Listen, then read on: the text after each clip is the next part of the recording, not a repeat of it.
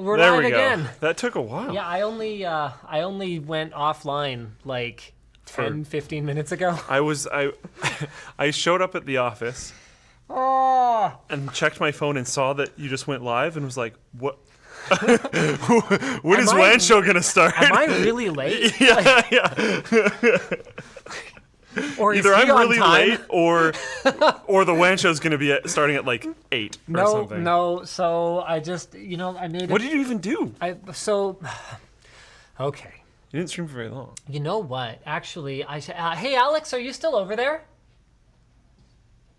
No? Is anyone over there? Jake. Who? Jake? Hey Jake, can you actually grab the network switch from the camera den? I've seen this. That's really cool. That's got to be extremely unnecessary. Is that right? Is that right? Oh, yeah. It was just for fun. Yeah. Okay. Yeah. I was like, how did you possibly have that as a? So we were working on one of the coolest projects that we've done in a really, really long time. It looks and beautiful. It went way over time and way over budget. And basically, it cost us, our goal this week was 7 LTT videos because we're trying to queue up some extra for me to go on vacation. Okay. So our goal was 7 LTT videos. We ended up with 4 because we were very busy doing this project and it was more complicated than we hoped and or expected, but the end result is so cool. And the reason that we did it was ultimately, wow, my hair is spectacularly bad today, whatever. The reason that we did it is not because we had to. Oh my God. It's not because we had to, but rather, I know I'm doing it on purpose. Okay. I'm concealing it a little bit. Yeah. But because we wanted to get some practice creating custom water cooling solutions because we want to ultimately water cool a Red 8K camera. Yeah. And we figured let's start on something a little bit smaller. And the purpose of starting on this, a network switch is a single board. I thought you made it so much taller. Yeah. Okay, so a network switch is a single board. So it was a matter of just working on like one flat surface. So taking the measurements was quite a bit easier. Yeah. It actually does have a function. Like the reason that we did it this way was because we wanted to quiet it down because it's in the camera den. And this is a 10 gig switch because for all their ingest stations and card wiping stations and all that stuff, they actually need high-speed networking. I thought this was going into the rack. So when I saw the increased height, I was like, what? No, this got pulled from the rack when we got our new Dell 48 port switches. Oh, okay. Sweet. Yes. Yeah. So, by the way, if anyone from Floatplane is going to come and fix our networking, we know that we don't have a proper router right now and all that kind of stuff for like our new 10 gig connection. I know AJ's watching. They need to know that we have 2 Dell 48 port like managed switches, like really nice switches, and we were told that we could probably use those switches for a lot of router functionality. Okay. This is interesting. The water is warm. Ooh, I wonder if we need a beefier fan on here. Oh, wow. Those tubes. And that's like, it's still warm. This thing kicks off more heat than we probably expected. You know, the funny thing is, we actually swapped this radiator out for, or we swapped a thicker one out for this one, thinking that we wouldn't really need that much rad, but we might need more radiator. Interesting. Pretty warm. Yeah, that's toasty. That's fine. We can solve that. Toasty. Anyway. Why? Okay, if I can interject for a second. Why America? So this was the tubing scraps that we had on hand that happened to be the length that those runs were. Okay.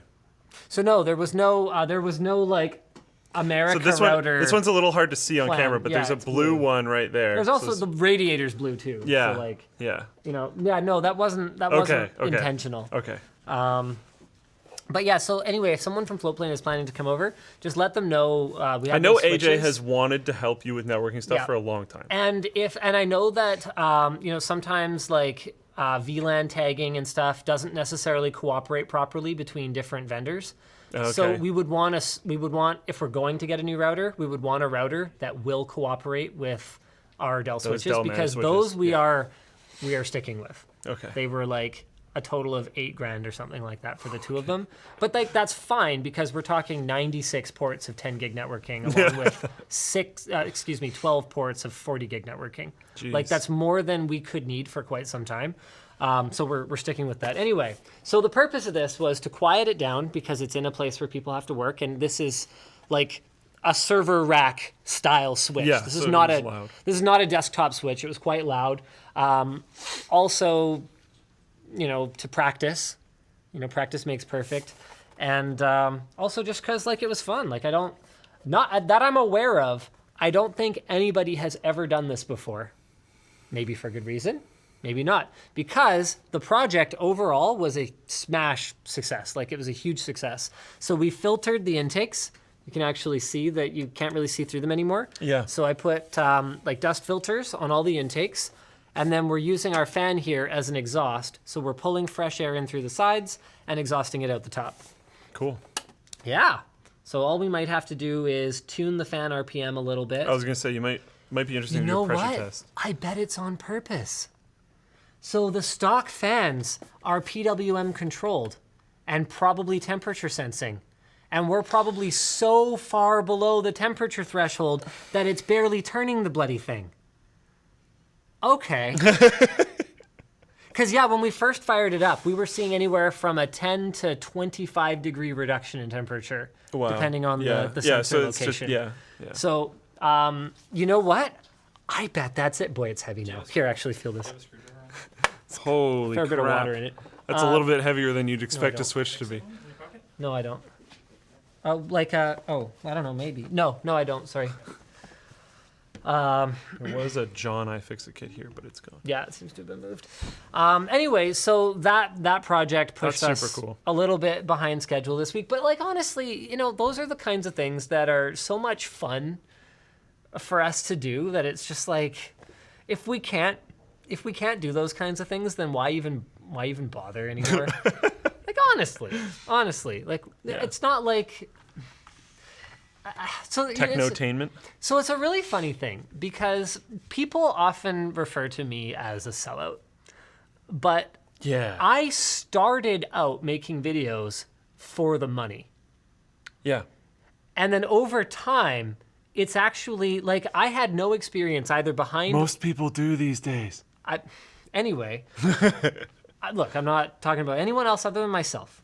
So over time, so I had no experience in front of or behind a camera, no experience video editing, nada. And my boss told me to start a YouTube channel and then paid me to run it. And over time, I've actually grown into enjoying the creative aspects of it. So I'm actually on sort of this reverse journey. Yeah. And I always kind of get a kick out of it because like on the one hand, yes, just like I always have been, I am running a business here, of course.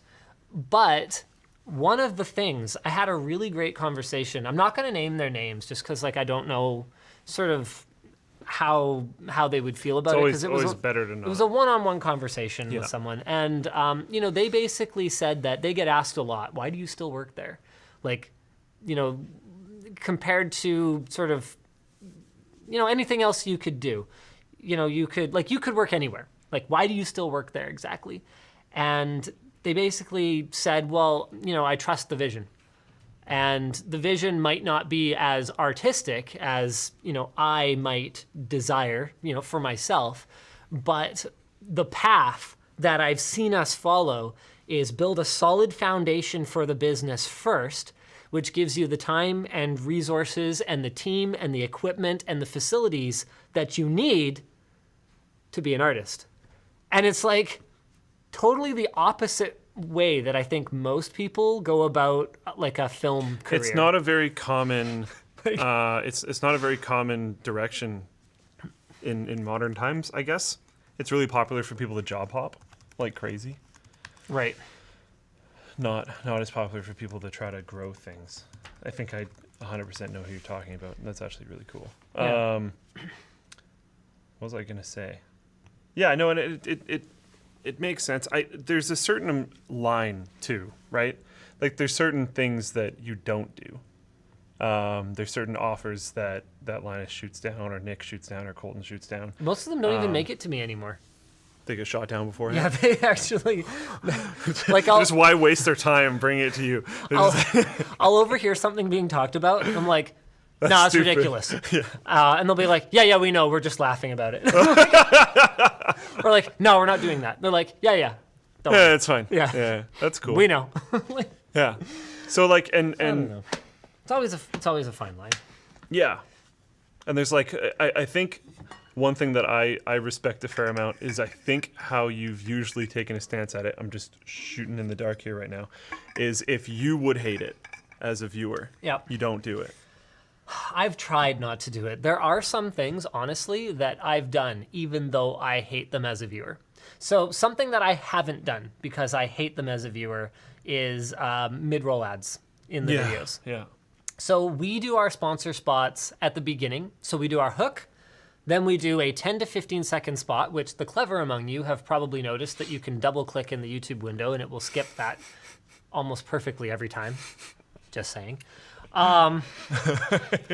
Then we do the bulk of our video, and there will be no YouTube TrueView ad baked in. We get a lot of people criticizing us for, oh, you guys made it 10 minutes and 3 seconds for the money.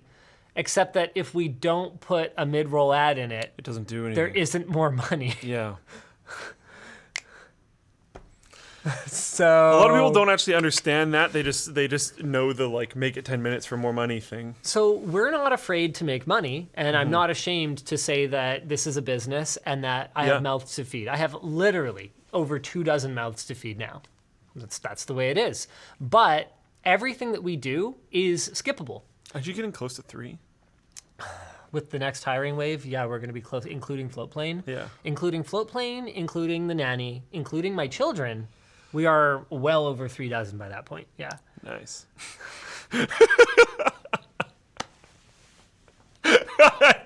Sorry, buddy. No, it's funny. Like we've talked about this offline, I think. Yeah. But like I've been doing a lot of soul searching lately because I never wanted this. No. This was never my intention. You were there. Yeah, we had conversations early on.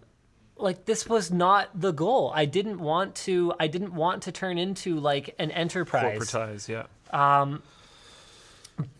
But like we're getting to the point where it's kind of taking on a life of its own right now. Like there are projects that are underway under this roof that I have almost or literally nothing to do with that could fundamentally change the way that we do business. Because as it turns out, if you hire good people, they're going to have their own ambitions and they're going to have their own ideas and their own goals. And I'm going to be looking at it going, well, I mean, I don't know if that's exactly what I would have done, but I can't exactly stop you because ultimately you have to grow and you have to learn as both personally and professionally. And if I get in your way, you're going to leave and you're really good. And I'd really like you to stay on my team. So I guess I need to find the best way that I can support this. And guess we're hiring another bunch of people. And like, it's a good thing. Obviously, this is a very first world problem, and I'm not complaining. Linus Media Group as a business is doing phenomenally well. For those of you concerned for our well-being, you know, I actually recently achieved something that's been a goal of mine for quite some time now.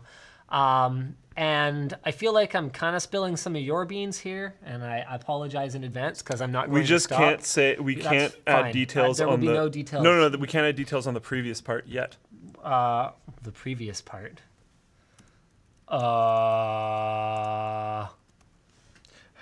Is it off screen? What you type in? Oh, yeah. No, I know. No details about any of them. No. Okay. But the goal that I achieved is back when we were working out of the Langley house. We, at our peak there, had a team of 8 or 9 people or something like that. Anyway, so everyone who joined pretty close to the beginning, within the first couple of years, worked out of that house. Mm-hmm. And as of like 2 weeks ago, I have officially achieved a goal that I set for myself when Linus Media Group purchased that that property to run out of. And the goal was actually to be there forever, by the way. Yeah. I thought 5 years in, we'd have 5 or 6 people, and I'd be really happy with that. We'd all make like So did I. we'd all make a living wage doing what we loved, and wouldn't that be cool, right? Yeah. Anyway, we're 6 years in now, and we're coming close to 30. Anywho, so when Linus Media Group bought that property because it needed it, we couldn't keep working out of my garage. Yeah. That was not sustainable for me. It was not sustainable for the staff. It was ridiculous. It was stupid. We never should have done it. We didn't have the money that we Yeah, I had was to. like, It was not optional. It just sort it of had sucked. to. Yeah. So I went, well, Linus Media Group bought a house. So my goal is for everyone who works for Linus Media Group to own a house, or if not a detached home, to be in the real estate market. And everyone has sort of different preferences and different sort of goals. Like one of the people who worked out of that house has a detached home, like way in the middle of nowhere. And then at least a couple of them have like really decent sized townhomes, but that are much closer to the city. So it's like sort of, everyone's taken a different approach to it. But as of a couple of weeks ago, I achieved that goal. Every single person, with the exception of Nick Van Berkel, who I love dearly but is no longer my problem, is now a homeowner. And so I thought that was really cool. That was a really big personal goal for me. And so I'm feeling really good about myself. So I'm talking about it on WAN Show. Cool. It's been scary. I'm the last variable. Yeah. And you totally could have done it earlier. Yeah. I was like, is he ever gonna do this? Like There's a few reasons. I why know there's a lot of reasons, but like, But yeah, no, I know it was a long time coming for sure. I wish you had done it earlier, because like Langley real estate has been a thing. I bought it at its lowest point, and like a week after I bought it, the market in that area went up by 1.6%. Really? Yeah. Boom. Nice. So you're already profitable. Yeah. Nice. And you haven't. Okay, I'm not going to give any details about sort of what the status is, but yeah, the deal closed like a couple weeks back, I think. Is that right? Something like I that? got the keys He's thinking. Wednesday. Nice. Yeah. So I've been there for 2 days, I guess. Oh, you're there? No, well, not really. Technically. Yeah. Okay. Except okay. I sort of am, because Okay. it was an estate sale, Right. so it's 100% livable So already. it's empty. Well, no, it's not empty. There's furnishings I mean, in there. terms of people. Oh, yeah. Awkward. Basically, I got the keys 2 days after it closed because there was no one there. But that also means there was like a couch and Right. other stuff, Cool. beds and chairs and desks and That everything. got really awkward. Yep. Anyways, moving on. Tech topics. Yeah. What was our headline topic? Let's do that. Let's do that first. Yeah. EA Anthem. Yes. Anthem bug, Bricking PS4s. This was posted by Sovek on the forum. I've already kind of talked about this on Techlinked, but we've got a little bit more details. The original article, yeah, I know, right? You know what? Okay, no, we're going to talk about this in a bit. I'm going to derail us again.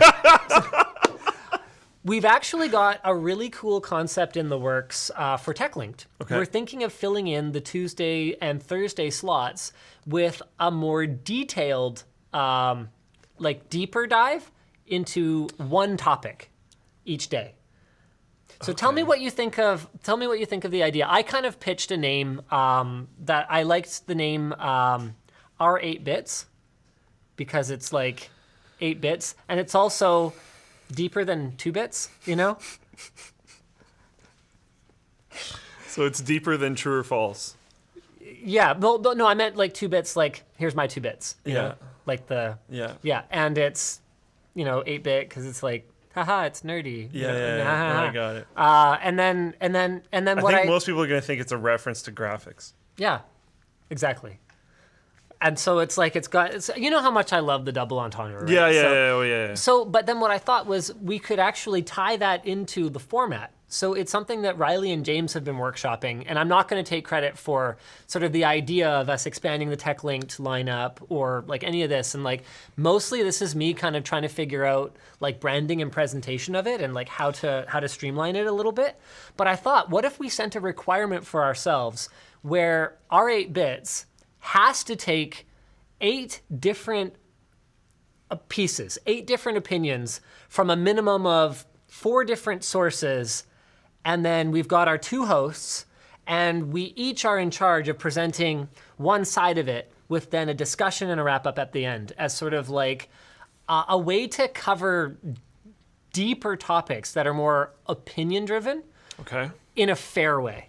Are you guys going to consider doing topics that you've done earlier that week? I think we would, yeah. Yeah. Yeah, especially because Techlinked is so timely. Like, it's whatever happened that day at like 6 o'clock. Yeah. So you might not have the whole story because the whole story might not exist yet. Exactly. Yeah. So if something turns out to be it has further developments in the days that follow, I think it would be a great opportunity to really revisit in greater depth. I don't think it's going to do as many views as a standard Techlinked episode, because the great thing about Techlinked is it's rapid fire, it's funny, TM. I think it's funny. Whatever. You guys are. I think it's funny too. You guys are welcome to your own opinions. Techlinked is great. I actually love Techlinked. It may be my favorite thing that we do right now, other than certain LTT things. Like the liquid cooled switch. Actually, some of the Techquickie stuff we've done recently is pretty good too.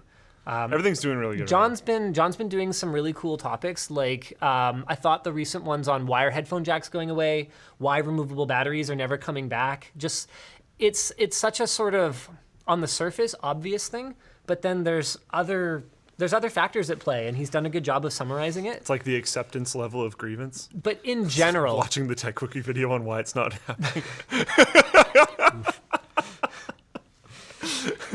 John is just helping everyone move on from these like hurtful moments. Sorry, keep going. Maybe it's just because like Techlinked is the hot new chick or something, but because it's the newest thing we're doing. But like I really, really like it. Anyway, I don't think, because it's so rapid fire and it covers such a broad variety of things, people can click on it even if they're not necessarily interested in the headline topic, and there's probably going to be something in there for them. Yeah. Whereas this is really going to stick to whatever it is we're talking about. So I don't think it's going to do the same kind of view numbers, but I think it's kind of important for us to just try something different. Have you guys looked into how often you would have 2 major things per week that you want to dive into? No, but I suspect we wouldn't find any shortage of them, because I think the Tuesday-Thursday sessions or the Tuesday-Thursday uploads wouldn't necessarily have to be so timely. Like, we could go back and we could look at something that has been developing for a long time, like Article 13. Or even be over for a few months and doing a retrospective on it. Exactly. Like, hey, what the heck happened with that? Here's the postmortem.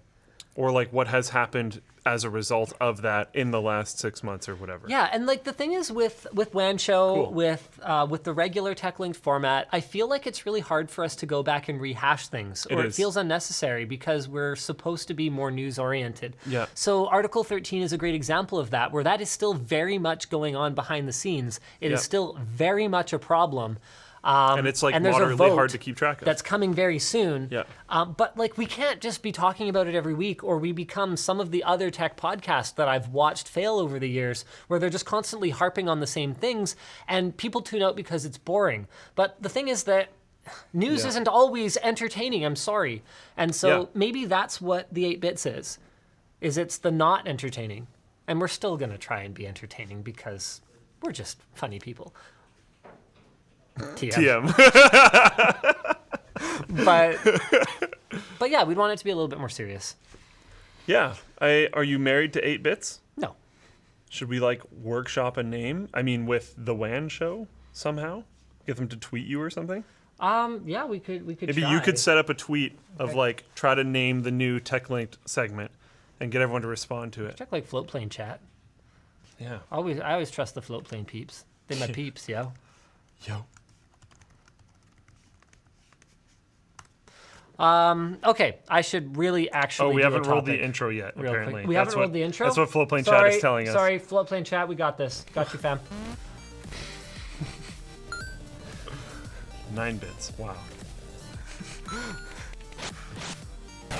9,001 bits. Over 9,000.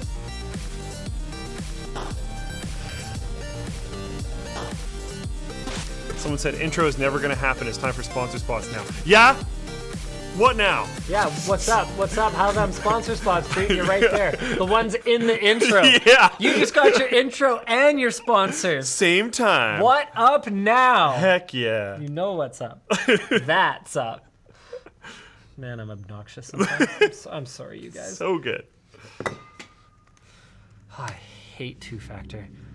But I also love two-factor because I have like definitely been saved by it on multiple occasions. It's great, but it's really inconvenient. All right. Do you want to be Oh, the first external person to see the place, as in going there on your way home? Or do you want to wait until it's set up? you know what? Which one do you prefer? Like, Are you talking about your new place, Yes. right? Yeah. Huh. I don't know why I decided to drop this now. You know what? I'm totally down to come see it. Okay. But then also, like, am I missing out on the big reveal That's what I'm of wondering. the housewarming? Yeah, because it's like really not set up, and there's just like stuff everywhere. Because I've been taking stuff home like once a day kind of situation. Are you going to stream from there? Yeah. When?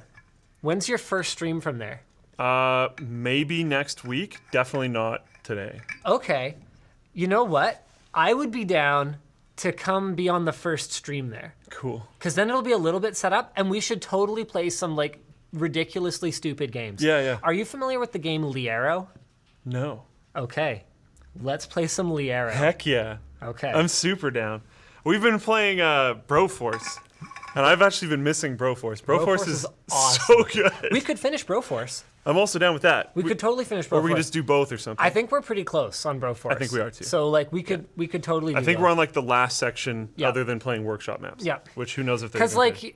like are there spoilers in a game like that? They have oil, liberate them. Yeah. They think differently than us. Go, go, go. You know what? Okay, spoiler alert for Broforce. We're past the point where the alien invasion happens. Yeah. So like I think that's clearly the 75-80% mark. Yeah. If every game ever is to be Yeah. like is it Crisis 1 has aliens, right? Or is it Crisis 2 that has aliens? I can't remember. I know Crisis 2 does. I can't remember. Does Crisis 1 have aliens? I think so, later on. Did Crisis and Warhead have aliens? There's an actual discussion. Of course there is on GameFAQs. I played Warhead on my Dell, blah, blah, blah. Don't remember any mention of, yeah, they had aliens. In Warhead, they first show up in the third mission. In Crisis 1, an alien shows up right at the start. You don't find out until later. They actually have a whole mission involving explaining the alien ship. Yeah, okay. It was Crisis 1 I was thinking of. And it's always like, you're getting pretty close to the end of the game when they're like, Yeah. how do we raise the stakes? Aliens. Even Halo's like, the flood. There's just like something that gets thrown in. Different aliens. Yeah. These are grosser looking aliens. Right, okay. Are we going to ever do an actual topic? Okay, we'll do one topic before the We sponsors. gotta do the one, yeah. We do have to do our sponsors. Okay, so Anthem, Bug, Bricks, PS4. So Yeah. some PlayStation 4 players of BioWare's new loot shooter Anthem are finding that they actually aren't enjoying it that much. And the ones that are enjoying it that much, well, some of them are finding that the game occasionally completely powers down their console. So when encountering a crash or game error, it'll just get booted to the main menu or out of the game completely to the PS4 dashboard. But then someone else said twice now, when trying to matchmake, my PlayStation 4 has completely turned off. After powering down, the PS4 treats it as an improper shutdown, as if the power cord has been pulled. That's bizarre. And then on startup, it goes through a short process of checking the internal database for any issues before turning back off again and then restarting as normal. That doesn't sound like a brick. At least 2 players, though, have claimed that the game bricked their console, although one was able to turn their machine back on again after starting in safe mode. So by bricking, maybe what we mean is shut down unexpectedly, which, yes, can corrupt Cause data problems. and can brick a device. Okay, yeah.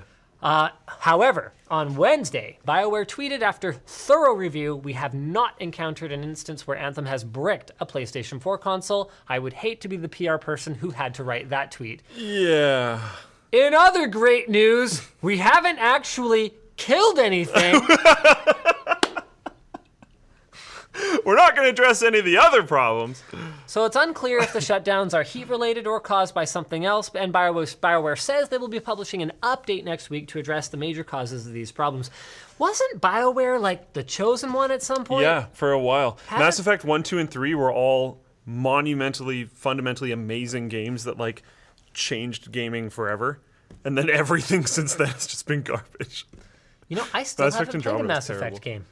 They're good. They're actually really good. I should.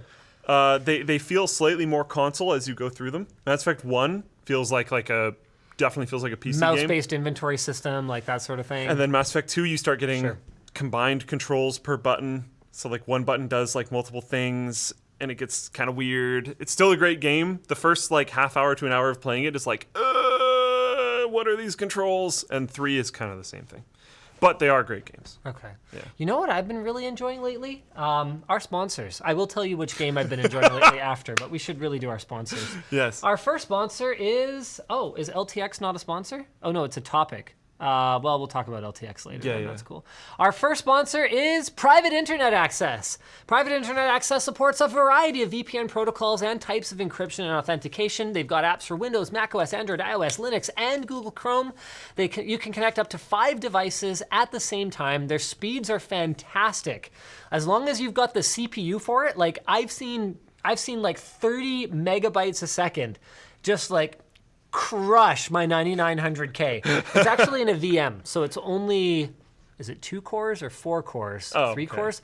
I don't know, but it's at like 70% usage. It's like killing it. Anyway, it's PIA. I can't say enough good things about it. Check it out today at lmg.gg/PIA WAN. We've got that linked right there, and a VPN is good for all kinds of things. It's super affordable. Just do it. You want to know something, a weird, interesting fact that I just remembered about PIA? PIA was the first VPN that we used when we were trying to work on and diagnose things with the forum. If you remember, like way back in the day. Way the heck back in the day, the first VPN I ever had you pay for working on forum stuff was PIA. So technically, we've gone way the heck back with them. I also have a confession to make.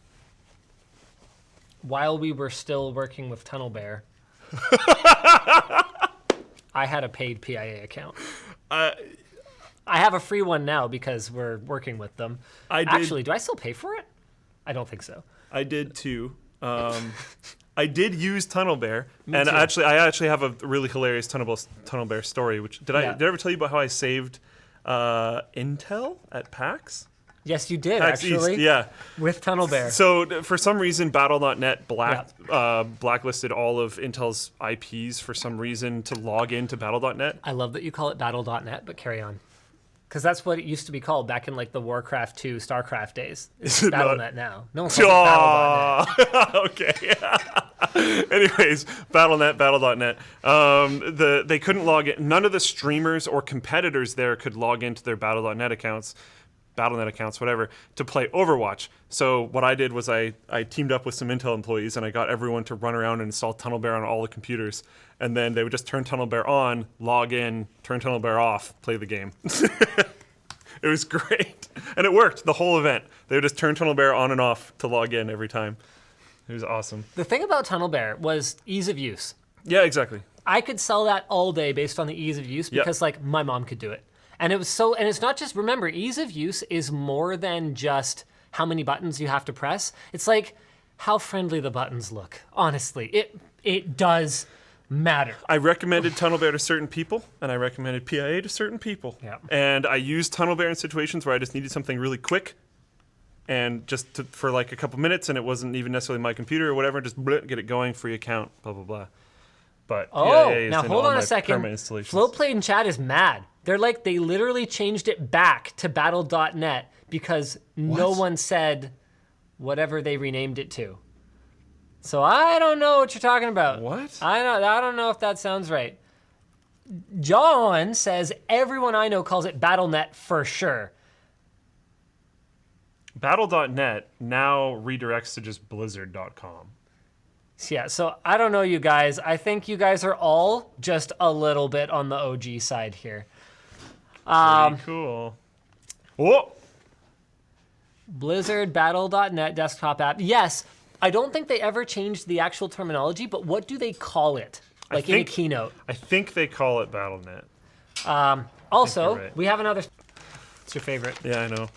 It's my favorite. I I plan love to it. eat this entire pack of maple buffalo bacon, and I plan to start before I even do the talking points. Savage jerky, made with high quality ingredients without nitrates or preservatives, with the goal of creating a snack that's full of flavor and spice, but that isn't bad for you. Also, it's handmade. One of their flavors, the Moho Premium Jerky, is the tamest of their lineup for heat, but it's really tasty. It is. It's really good. Hints of lime, cilantro, garlic, and cumin helps bring out the fantastic beef flavor. And you guys can use offer code LTT to save 10% on all their products at lmg.gg/savagemoho. You've been enjoying that hot sauce? Yeah. Have you tried the spice rub? I haven't. Yeah. I haven't tried the spice rub. I'm actually pretty excited. I haven't tried it yet either. All right. Oh, yeah. Did I say that? Right. I did do the thing. Okay, so what else do we have for topics today? Did you get it's lmg.gg/savagemoho, and moho is MOJO. Oh, really? Yeah. Oh. Are we using a different code? Apparently. Or are they like specifically featuring this one? I think so. Yeah. You know what? I'll eat some of this one too then. Use offer code like this one LTT too. to save 10% on all their products if you go to lmg.gg/savagemoho. So put Savage Moho in, even if you plan on getting, say... We've got it linked below if you can't remember that. Yeah. And Moho is great. It is definitely one of my favorite ones. My favorite two are Moho and Moho Jalapeno, so I think I kind of have a trend going on.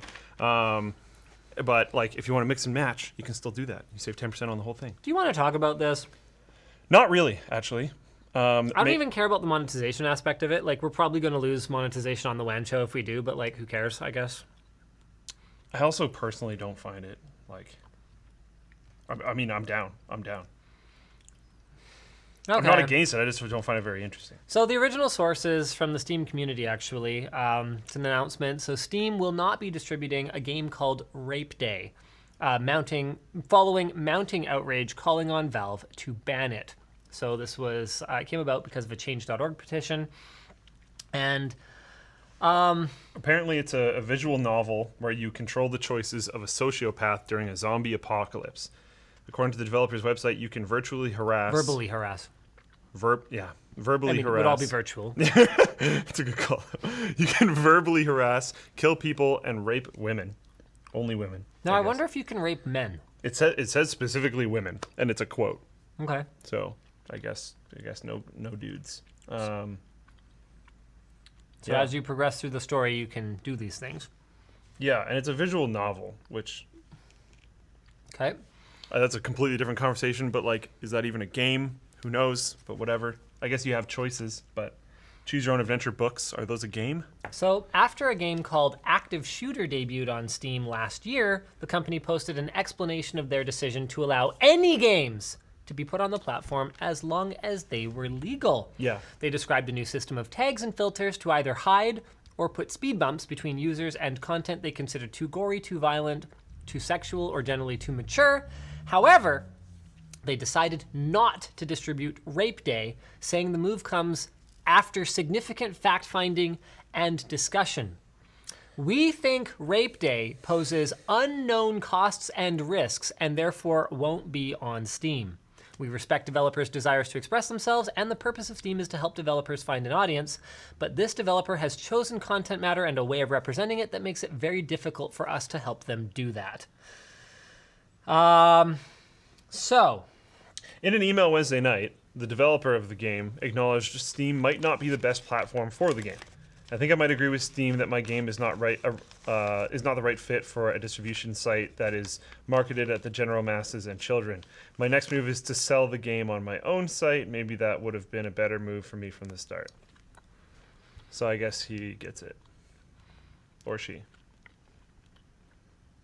So, I don't know if what I'm about to say is unpopular. I don't personally think rape is any worse than murder. In that, okay, I mean, we could argue, levels of inexcusable, I suppose, but they're both well over the threshold of things that you actually can't do. Right. So they're and be a both decent human being. into extreme forbidden. Yes. And so I guess I am sort of wondering what the difference is between a game where you can joyfully kill people versus a game where you can joyfully... I mean, maybe it's the fact that you can kill people so fast. Like if there was a torture game, torture simulator, are we having a similar conversation? Oh, wow, someone's going to make it now. There's also lots of games that include torture. It's not necessarily the main focus of the game, but technically in this one, it seems like you could go along without ever actually raping anyone. You could verbally harass everyone, maybe? Is that an option? Could you be just a minor jerk in this game? I haven't, and I don't intend to play I'm not the game, going to so find out. Because I don't care. I don't know. I hear what you're saying. I'm going to come from the angle of... Hit me. It's Steam. They can do whatever they want. It's a private company. Private platform, yes. Private platform. If they decide they don't want to do it, then they're deciding they don't want to do it. I think a lot of people seem to forget that in a lot of different situations where they are saying like, hey, platform, you cannot do this because of my whatever amendment rights or whatever. No. It's a private company. Yeah. Now, if you want to talk to them and you're like, you shouldn't do this because me and all my people are going to leave your platform because we want to be able to say or do whatever, that's a different stance. But saying you can't do this because of whatever, right? That's not how that works. Unless what they are doing is illegal. But, yes. But they are allowed to not allow certain things on their platform. Absolutely. So I'm completely okay with Steam doing this. If Steam decided to take FTL, one of my favorite games ever, off the platform, I'd be like, wow, that's really annoying. Maybe I'll go give my money somewhere else. But I'm not going to be like, you go to Humble Bundle or something. Exactly, yeah. I'll find a different way to do it. The Epic's game store. So I completely defend their ability to not have it on the platform. I also would never have this show up because of the tagging system. So I don't really care because I would never see it. So it doesn't necessarily matter to me because I'm not going to enable the tag that shows that. So, yeah, okay. I guess that's all I really have to say on the subject. I can check if the Floatplane peeps have anything to contribute here. I mean, the thing is that I guess the distinction Steam is making here is not between the severity of the crime being committed by the character in the game, but rather the cultural climate and the potential results of them being seen as endorsing, for whatever reason, killing for fun and, brutally in video games is just culturally fine. Yeah. Even like really, really, really brutal stuff is culturally fine, but that's because we're more okay with physical violence, I guess. I guess so. Yeah, or at least depictions of physical violence. All right. Well, that's a thing that happened. Neat. Yeah. In other news, there was something else I was going to talk about. Oh, man. Now I totally forget. This sucks. Before the sponsor spots. Yeah. I don't remember what we were talking about. Dang it. LTX? It's not the thing, but LTX.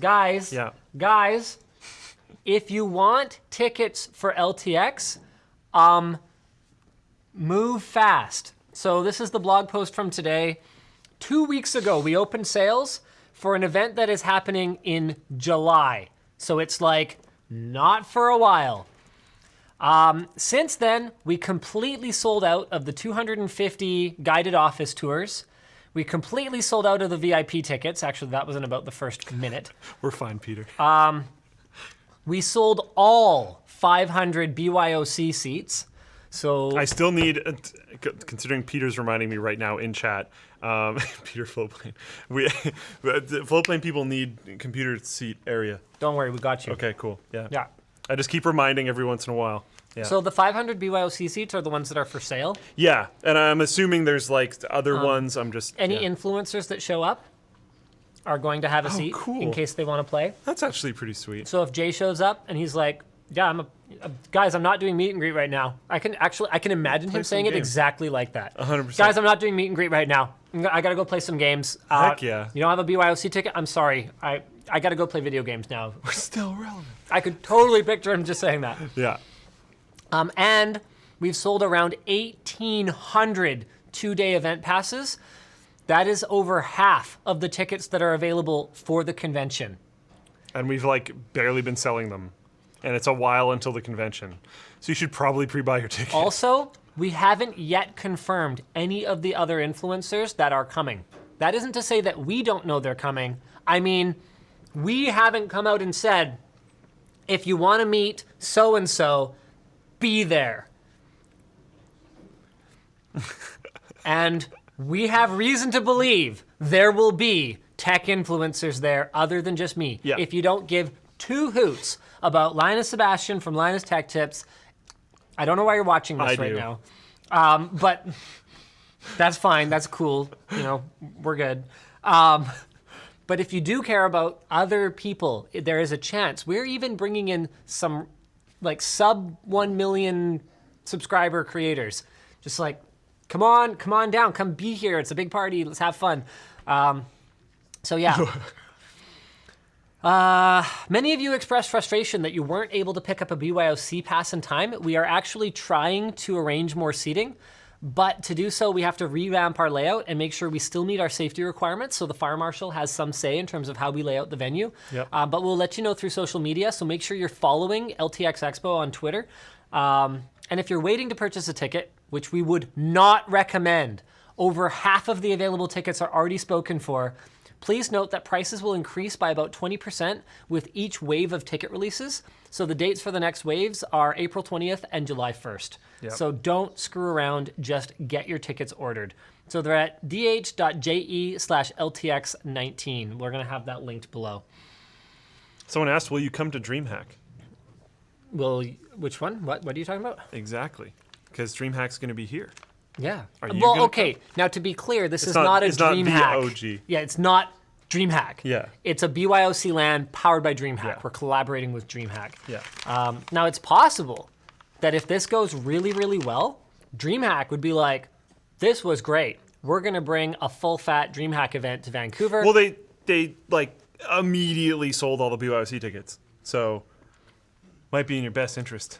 And it's also possible because DreamHack and Linus Media Group each have no way of knowing how much the other affected the sales of these tickets. But what we do know is that together we're fire. Yeah. So there's a chance that we could turn that fire into a fire festival of sorts. Oh, no. Sorry. I knew something was coming because I could tell by your facial expression, but I didn't figure it out. And it's possible that even if they brought a full DreamHack event to Vancouver, the Vancouver Convention Center has lots more space. There's a good chance that we could just have a full fat LTX, Yeah. a full fat DreamHack, and we could just like continue to collaborate. So Heck yeah. we've been having a lot of fun working with those guys so far, and we're really excited about Super cool. it. All right. So someone in Floatplane chat. Groan. What can possibly go wrong? It's gonna be fire, yo. Oh, man. Wow, I guess that's like this it. was the topic. The game you've been enjoying lately. Right. Floatplane chat figured it out. Thank you very much. Thank you, Floatplane chat. I've been playing Crosscode. Crosscode. Right. Yeah. So you know how I've been telling you that one of the things that I'd love to do as just like a totally stupid, maybe I would never get there, but you know, I have more money than I know what to do with. I'm gonna put it all in a dumpster, game. light it on fire, and hope that something good comes out of it. Well, it would be deving a game. Yeah. This is basically like what I would have wanted to make. It's a really retro styled 2D They have RPG. a Steam demo? Apparently. Maybe And you guys should apparently try it they out. still have a web demo. Anyway, it's difficult. It's got a really creative story. I'm not that far into the actual main storyline just because I've been spending so much time just like grinding for XP and doing side missions and stuff like that. When a game's really good, that can be awesome. So like whatever. So I don't know how deep the story goes, but it's a really good concept so far. I'm really enjoying it. It's legitimately difficult. Although I think part of the problem might be that I'm playing with a controller, and I just assumed because it's a top-down RPG that like controller was the way to go. But then even with my trackpad for a second there, I was like, oh, these keyboard mouse controls actually seem pretty mature. And there's like a lot of weird bindings on the controller where like if you press this one, it does this, but if you press this one and this one, it does another thing. And if you press this one while pointing in a direction, like at exactly the right moment, it does another thing. And I'm like, maybe this was a keyboard mouse game, so I might give that a try soon. But now I know all the controls with the controller and I'm getting good with it, so I'm like, forget it. Yeah, it's like legitimately quite difficult. I'm really, really, really enjoying it. It doesn't, you can turn it into a modern game because you can change everything from the enemy's attack rate to the amount of damage they do to the amount of damage you do. Yeah, you told me about that, but you're not going to turn anything down. It's never going to happen. No, beating game, like, I almost lectured my son because he was playing. What a great lecture. I know, right? He was playing Super Mario 3D World. Is that the one for the Wii U? Does that sound right? Yeah, I Anyway. think so. The one with the cat suit? Yeah. Yeah, I think so. Okay, he was playing Super Mario 3D World, or has been playing Super Mario 3D World over the last little while. And I walked in once, and he was in like a white cat suit, just like walking through all the enemies. And he was like, yeah, you have to like die a lot of times, and then at the beginning of the level, there's like the white cat suit, and this is like the best way to beat all the levels. And I was like, I'm gonna let you finish, but that is actually not the best way to beat the game because that is not beating the game. That is staring at the game. I mean, you still have to like not fall off platforms and stuff, but it's not exactly hard in that game. It's a really easy game. Yeah. So I was very disappointed in him, and we're gonna need to work together. Fortunately, he's already better at Smash than me, so there's that. He's actually pretty decent at Smash. He hasn't even played that much. Like, I had never played the Smash on Brawl. Wii before. Yeah, Brawl. right? I'd Yeah. never played that one. And I just with a nunchuck turned to the side, it's a little wonky. It's actually oddly. wait, nunchuck turned. You mean classic controller? I thought that was super weird, so I switched to just the nunchuck. You mean the Wii remote? Yeah. You can't play with Oh, just the nunchuck. sorry. Yeah. The nunchuck's the extra part. Yeah. So I was playing with a Wiimote turned to the side, and that was the whole thing was very weird. But it was a bit of a struggle fest to try to beat him, and I was like, that's weird because I'm not great at Smash, but I'm like pretty decent. Yeah, I don't know. So maybe he just needs to play against other people because he's definitely a hyper competitive kid. Yeah. Like definitely. Anything new in terms of like Floatplane? I mean, Peter's in the chat.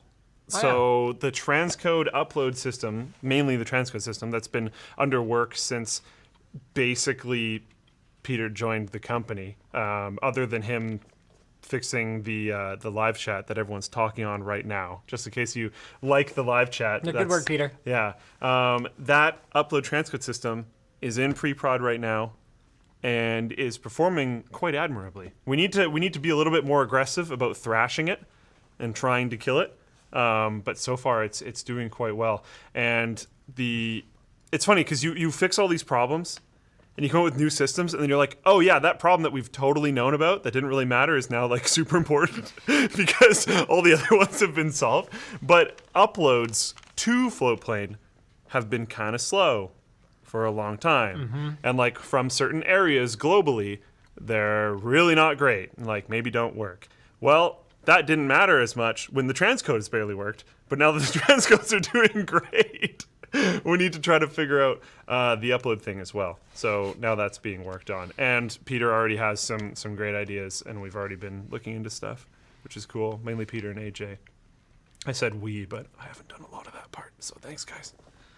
People. Oh yeah, speaking of Floatplane, actually, I wanted to.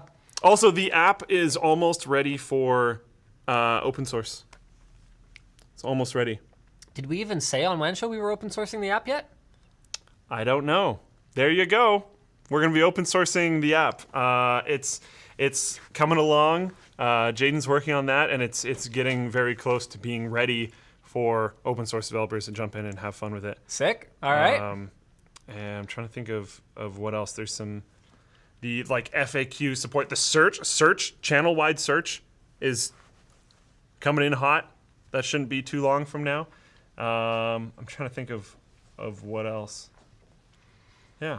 We're actually getting shockingly close. Also, there's a ton of like general front end updates and improvements that are happening. We're getting shockingly close to being able to bring other people on, aren't we? Yeah. Speaking of other people that are already on, so Tech Deals is doing a giveaway right now. I just posted it in the Floatplane and YouTube chats. He's giving away 4 RTX 2060s. Ooh. So he's got 6 videos up in early access on Floatplane. Wants people to go subscribe over there, of course.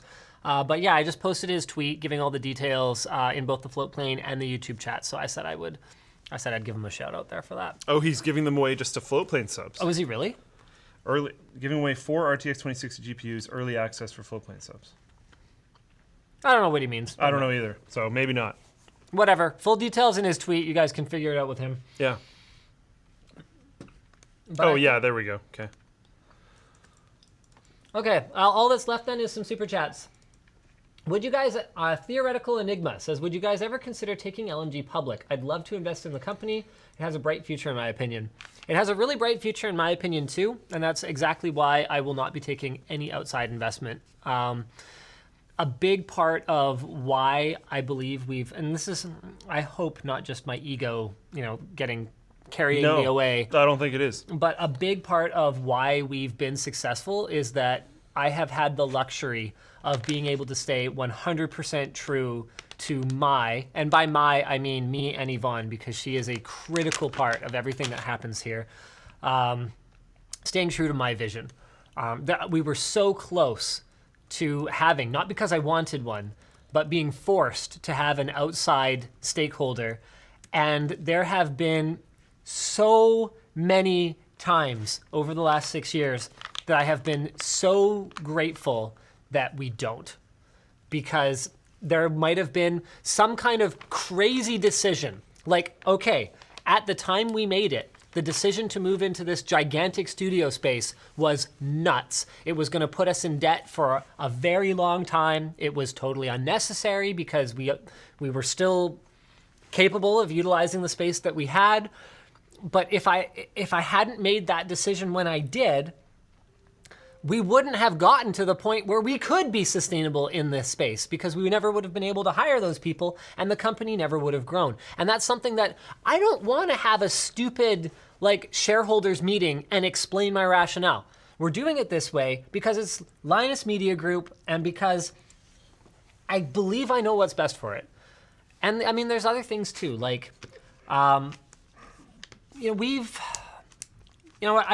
actually don't want to give too much detail. The way we run this thing, though, is I like to run it as close to a family business as we can. And it's gotten more difficult over the years. This is actually something, again, I think I was talking... Well, because your family's huge, dude. Earlier in the show, about having kind of been doing a lot of soul searching lately. And it's gotten harder because we have so many people here now that it's harder for me to just get to know... I have never met everyone. Riley's brother. Barrett? I have never met him. And he's done a fair bit of contract work for us, actually. I will see him walk past every once in a while. I'm like, oh yeah, it's that dude that I don't know and have never met that works in the same building. What? I know.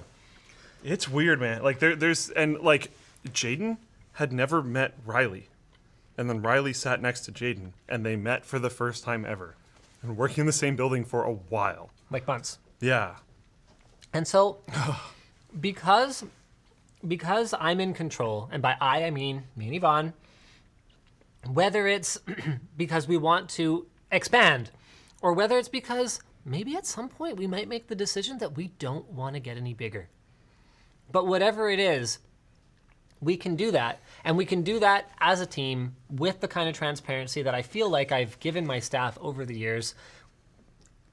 That way we can make these decisions together, and there's no pressure to outside investors to give them a return on their investment, because that's not what this business anyway is about for me. There's even smaller stuff, like buying the 2 Reds. Yeah. I don't want to explain that to anyone. No. And there was no business case for it. I mean, honestly, the biggest reason that we did that was because it was like an optics thing. We were a tech channel using outdated tech for our production. And I was like, well, I guess we need to like if we're gonna be on the cutting edge, I was like, okay, well, I guess we'll try and get a bunch of content out of it. Like we'll do videos about workstations that can handle 8K, and we'll experiment with the footage, and we'll do videos about sort of the workflow changes that we have to make, and we'll try and get some content out of it. But ultimately, it was about making sure that if we're supposed to be cutting edge content creators, that we're using cutting edge tools in order to do it. And then the other reason, that was sort of a close runner up, I guess, was that Brandon is probably my most expensive employee.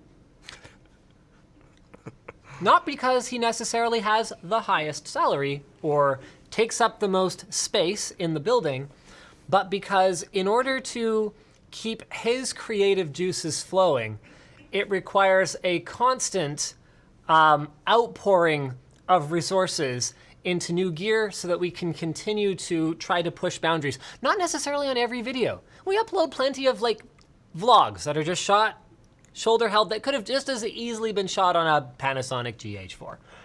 But there's one coming, a review of the Corsair, the new Corsair 1 on Saturday. It's just gorgeous. And so there's stuff that like, we've done that's different. There's weird bits to it too. Like one of it is, I didn't understand a lot of stuff before I became a boss of people. One of them was one of your expenditures as a company is like doing things that your employee wants to do, if that makes sense. And like increasing someone's job satisfaction was part of the expenditure of buying something. Yeah, you wanted that thing, and yeah, it made things better, but you also bought it because you're like, okay, well, I like this person, I want them to stay around, so I'm gonna kind of throw them a bone here. And there's also other parts of it where like, I still love that the intro to my Amethyst PC build is freaking beautiful. Because whenever I want to show someone, I'm like, look at this incredibly well filmed, incredibly beautiful intro. That's all you need to see. There you go. And like it adds things in other ways as well. And those types of concepts are really not necessarily even difficult to explain, but difficult to show the value to an investor who probably doesn't care. Exactly. So you just don't. And like part of it is because like we're just enthusiasts. We don't need 10 gig networking on every port in the office. But earlier on the stream, I was saying that we blew like $7,000 on switches so that we can have that. So if we were to plug literally anything into any port in our office, it's going to be 10 gig, baby. Why? Why not? I mean, even the new internet. I was like, oh, dedicated wavelength is available now? How much is that? I could probably squeeze that. We'll figure out what to do with it. Yeah, let's get it scheduled. You know, like, I don't know. Because the thing is, like, we're not really a traditional kind of company. I don't think what we're doing has ever been done before. And I don't mean that there aren't other companies like, I don't know, Mythical, what do they call it? Mythical Entertainment? Yeah. Like Mythical Entertainment or the ones with the trick shots. Dude Perfect. Yeah. Like those are probably perfect examples of other teams that are doing something quite similar. But I mean, collectively, the teams that are doing this whole group of has never been done before. And so the thing is that I think a lot of traditional business people probably wouldn't understand that we have to do things just because they're fun. Because if we don't have fun, you guys aren't gonna have fun. And then nobody's having fun, and what's the point? It bleeds through the camera way more than you'd realize. It's pretty crazy. Wow, that was a really long answer to that question. I'm very sorry. Andre Luke Hunyo, that was one of those questions. Hunyo asks, have you ever eaten poutine? Just curious. Yes, I love poutine, but only good poutine. Yes. And a shocking amount of poutine sucks. Yes. Like, it's very basic, okay? The cheese is supposed to be melted. So if the gravy isn't hot, it's not good. Is that complicated, Colton? You talking about poutine? Yeah, poutine. Yeah, poutine. Yeah. But then there's also like Like, it's ridiculous. Poutine can be really bad though because some people that are slow eaters, you wait too long to eat that stuff, you're done. Okay, I'm a slow eater, but you can make the fries properly for that. They just have to be a little bit crispier.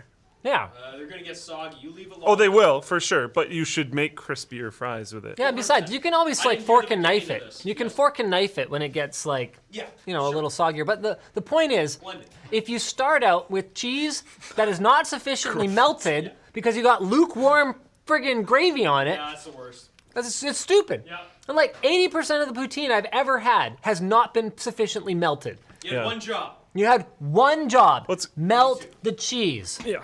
Because how do you make cheese and gravy and French fries gross? It's like, that's hard.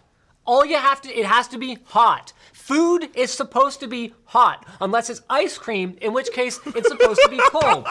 Go salad. Look, the thing is, it sounds stupid coming out of my mouth because it's so obvious, but people can't do it. So I have to explain it to them.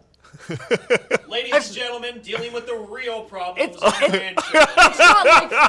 like I want to explain this to people. I have better things to do. Like, Oh my goodness. Like explain other things, like tech stuff. Gamer Off Topic says, how's the hiring process going? Hope it's not super stressful. I actually haven't been involved in most of it. Like, that's one of the behind the scenes thing that Yvonne does. She's been training Ed and Nick and Colton, and I think even Tyler's been involved in some of the hiring lately. So there's been a lot of it. I'm actually, some applications and some positions are getting to me now. So the warehouse assistant position, I have 3 resumes on my desk to call.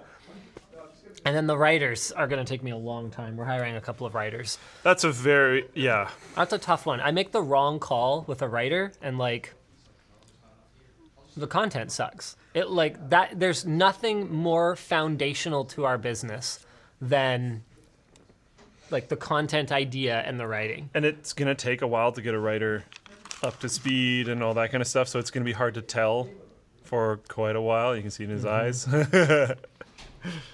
Yeah. Brutal. Hey, Colton. He's gone. Oh, is he gone? Jono. Yeah. Are we allowed to talk about the Madrinas thing? Like, how much detail can we give about that? I don't think that much, no. Not much? Not much. Okay. A lot of stuff's kind of Yeah, we locked do so in for much that. like secret stuff now. Yeah. King CCG says, I work in tech for a high-value mortgage company. I'm allowed to go to one event a year. Do you do business packages for your media conference? No, it's not really a media conference. I don't think you're going to justify getting this one comped, man. What would a business package be? I have no idea. I'm sure they have them. Because, like, there's lots of conferences that not just are more business-oriented, but are, like, super expensive to attend. Apparently, IBM Think, tickets are, like, hundreds or thousands of dollars or something like that. Yeah. I'm just like, this is cool. We have a video coming from IBM Think pretty soon. Peter's speaking at a conference about some of the work he's done on Floatplane. Oh, that's cool. Yeah. I don't know how big, I didn't look too far into it. He was like, can I do this? I didn't even click on it. I was like, yeah, that's sweet. Awesome. I just think that's really cool. Dork. I think it's cool that someone's going to go talk about the stuff they've worked on at Floatplane at a conference. And it's about, I believe it's Docker, 40 peeps or so. That's still cool, Peter. It is amazing how high profile Floatplane is. Yeah. Like, people have heard of it. Yeah. One of the one of the friends of the main guy behind Vessel showed up at a wedding that I was at recently and was like, "Hey, how's Floatplane going?" I was like, "Good." That's funny. Thank you for asking. Jason says, just switched over from to Floatplane. Will Nerd Floatplane Cafe. have That's super chat cool. on mobile in the app? I mean, I guess it depends. It's going to be an open source app, so. If someone makes it. Cool Show says, Luke, what are you doing to crash Firefox? Also, try survive.io. I don't know what they're talking about. What are you doing for Crash Firefox? I'm Duct sure Tape that's... Wallet says, can we please get more camera reviews by Brandon, the new pocket camera? Yes. So our first one of the new pocket camera, which isn't that small, by the way. It's hardly pocket. Anyway, our first one was broken. So it's taken us a long time to get a fixed one because they have no supply because they're Black Magic. So, yeah. we'll get back to you on that. Someone in Floatplane chat said, does Floatplane plan to be a tech-oriented platform, or do you guys plan on having multiple different types of creators? We actually have a different type creator that isn't tech person who's extremely interested in joining and will hopefully be on the platform in not way too long, that I am like extremely excited about, and you probably even remember within like weeks of making the platform, I was like, it would be really cool if we had this guy on. Yep. But I can't say who. But We don't want to count any chickens before they're hatched. exactly, yeah. But we're bullish. Yep. It's actually kind of crazy. There's been so many times over the last 2.5 years it's almost been. There's been so many times that Floatplane has almost died. Yeah. Like, or almost looked like it's not going to work. And then every time, it kind of doesn't matter because we go and talk to creators and they're interested. Yeah. They're just like, it's like, what do you like about us? Well, you're not Google. And you're not Amazon.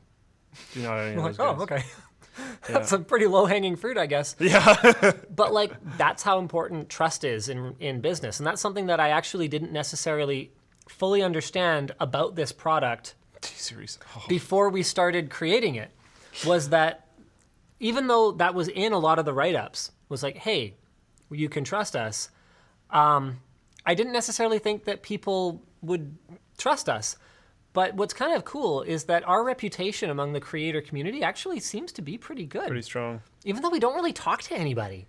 Like you were saying, you were at TwitchCon? TwitchCon. TwitchCon is a wild experience. Like it would be honestly for you, you'd probably get recognized by a lot more of the fans as well. But at TwitchCon, there is actually much less of a crossover than you would expect of the fans. I think there's a lot of people that are either Twitch people or YouTube people in terms of viewership. Yep. So when I walk around TwitchCon, there's some fans that'll come up to me, but way, way less than somewhere like PAX or a more tech-oriented convention. But what will happen is there'll be like a group of fans around a creator, and the creator will like pause things for a second and push through the group of fans to come say hi to me because he's seen our content or she's seen our content because they need to build a computer for streaming or whatever else. Apparently, I helped Ammunition build her first computer. Sweet. And so I didn't meet her until obviously years later when we were like on a panel together. Yeah. And she like didn't even tell me. She just like said it. And I was like, oh.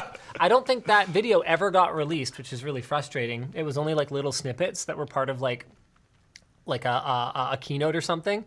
So unfortunately, it was actually a really great conversation. It was me, Sevidus, Ammunition. Oh shoot, what was his name? Now I feel really, really That already bad. sounds like a wicked panel. Anyway, yeah, it was really fun.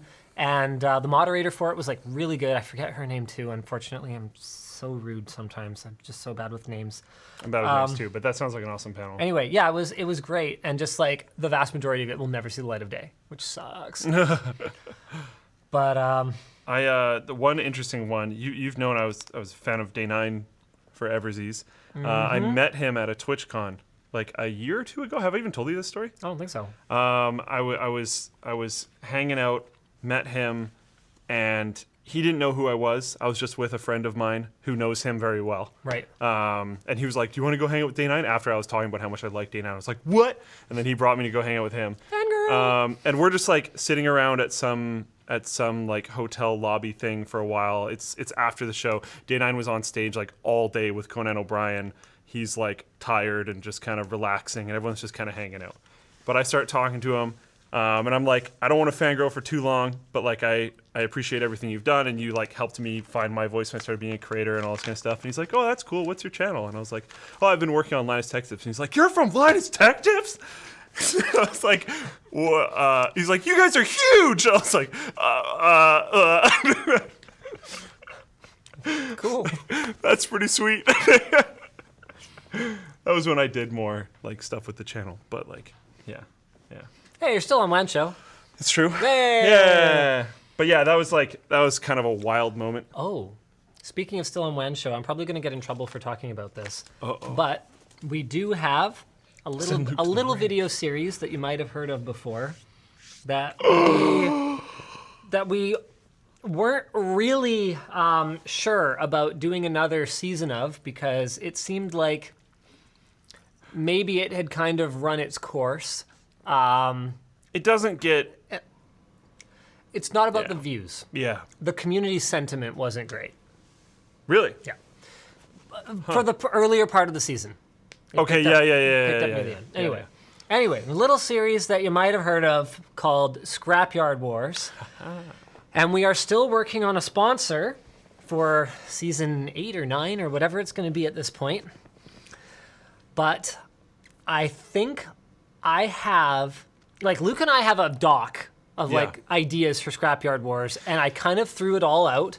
Well, part of the problem was Yeah. we kind of ran out of most of the ideas on the dock that were local. We've kind of used. Yes. And traveling for Scrapyard Wars is obscenely expensive. Or we've come up with other problems that interfere Yes. with them, like the fact that everyone like recognizes us locally, which is a bit of Yeah. a pain in the butt. Yeah. But I came up with a new concept while I was just sitting thinking about something totally unrelated that I think is going to make for the best season yet. So instead of being 1v1 or 2v2, it's actually going to be 3v3. Okay, so the stakes are already higher. Instead of just building a tower, you are now responsible for a tower, monitor, keyboard, mouse, audio solution, desk, and chair. An entire gaming setup. So there's 6 players, and each individual is responsible for an entire setup. Then, where the teamwork element comes in, at the beginning of the season, we're going to go head to head in our LAN center that we're working on. So with everybody on an even playing field, Good computers. we're going to go head to head and figure out what the fairest teams would be. Then we're going to split along those lines. And instead of having a benchmark off at the end of the season, we are going to game for the trophy. Now here's the catch. There's always a catch. Each player is only going to get, and I haven't 100% decided on it, but I think it's probably going to be in the neighborhood of about 500 Canadian dollars. For everything. And like, okay, you had a really good one with sound. You want sound? You gotta buy it. You want a good keyboard or mouse? You gotta buy it. That could be almost that whole budget for some people. Legitimately. Right? So you will have, your team will have to make decisions like, are we going to have headphones? Or does one person have to listen for everyone and shout out instructions for everyone else? Do we go for better mice, or do we go for sound? Do we spend more on the hardware so we have a good frame rate, but are we literally running on ball mice? Do we pool resources and try to have one player One carry really wicked setup. and everyone else is meat shield? I think it's gonna be hilarious. So I'm really excited. So it's going to come down to which team can perform best on the battlefield so we don't run into another situation where a 0.1 FPS difference ultimately results in the trophy being handed out to the wrong person. Wow. Wow. Shots freaking fired. Oh man. So I'm really excited. The one rule in terms of teams, and I don't know who's going to be involved yet as talents, but the one rule in terms of teams is that Luke and I will definitely not be on the same team because each team is going to need an experienced Scrapyard Warser. It's probably going to cost us an absolute fortune to do because not only is the shooting going to be more complicated, like previously we've had the rule that the team has to stay together so that their shooter can capture everything. Yeah. We're not going to be able to do that. You have to build 3 setups. So we're going to need somewhere between 4 and 6 shooters. So that's going to be expensive. I have some ideas for that. Okay, I will. That might actually save you a ton of money. We will brainstorm those. Okay. Also, the edit is going to be much more complicated because you're going to have all these storylines. Oh yeah. And all these video sources. Like this is going to cost a fortune for us to do. But so I had kind of given up because in order for us to keep raising the stakes, I mean, that's why TV shows get canceled. because all of a sudden you've got all these additional actors for all the new characters you've introduced over the years. You've got all these new sets and locations that it becomes unsustainable, and everyone wants a raise every season. Like it's like, okay, And you have everything has to get crazier every time. That's right. The big bad has to be bigger and badder every you time. jump the shark, you know, Yeah. and then you're like, okay, forget it, we're done, right? So we don't want to jump the shark, but this was an idea that I went, no, this is good enough that it's different. And it's going to be fun, and it's going to be exciting, and the showdown at the end. Like, I want it to be best 2 out of 3, and a best 2 out of 3 of those. So 3 games, with each game being a best 2 out of 3 tourney. And it could be like, we couldn't live stream it, unfortunately, because then we'd give it away 2 months before the season actually starts airing. But anyway, okay, whatever. You could live stream like everything except for the finals. And we could capture the entire thing. Actually, and we could just have that as like a Floatplane exclusive if you guys want to watch the entire tournament. Yeah. Because otherwise, it's only going to be able to be highlights. Yeah. But anyway, that final showdown, because there could be like back and forth. Like maybe in FPS, the people who spent more on their mouse and their tower have an advantage. But maybe in a MOBA game where it's not quite as sensitive, maybe there's an advantage to the people with, you know, bigger monitor. I don't know. There's Whatever. also going to have to be a little bit of like... Maybe FPS isn't quite so important, you know, like... Hard to say. There's going to be a little bit of like trust and sportsmanship as well, but I think everyone will be cool. Like, we're going to have to balance the teams a little bit based on like how good people are at different games. Yes. And like, I don't think anyone here is going to throw... No. Like, You but gotta be like honorable. I'm saying that now because I know there's going to be comments about that if it ever comes up. But I genuinely don't think anyone that would partake in this competition would throw or do anything ridiculous like that. No sandbagging. Yeah. We have been live for almost an hour and a half. We should probably go home. Okay. It's like 6:40 almost, or 6:35. Okay. So sorry, guys. Sorry, guy. Next week, same bad time, same bad channel. See ya.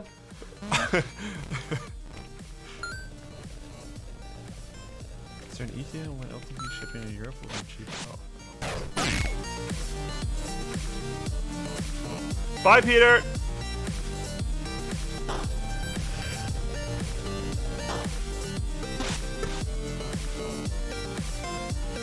Sponsor. Other sponsor. Sponsor gone. Stream over. Peter's telling everyone to spam in Floatplane chat. Go, go, go! What? Why? He wants to see if it's going to crash. Okay.